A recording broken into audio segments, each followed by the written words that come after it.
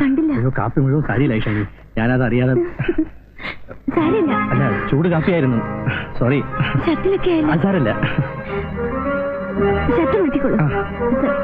കുഴപ്പമില്ല. കണ്ടില്ല.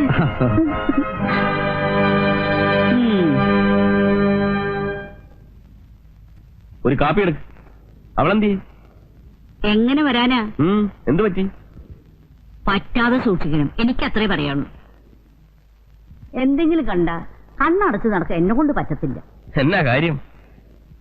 ശ്രീദേവി അവിടെ ഇല്ല, രാജസാർ മാത്രമുള്ളപ്പോ ഷൈനി കുഞ്ഞ് അവിടെ പോകുന്നത് എന്നത്തിനാ?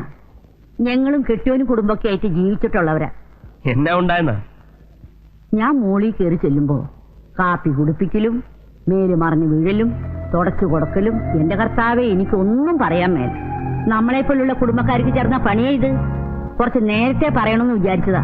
എന്റെ അപ്പം പണ്ട് പറയാറുണ്ട്, സ്വന്തം ആങ്ങളും പെങ്ങളാണെങ്കിലും ഒരു പരിധി വിട്ട് അടുക്കരുതെന്ന്.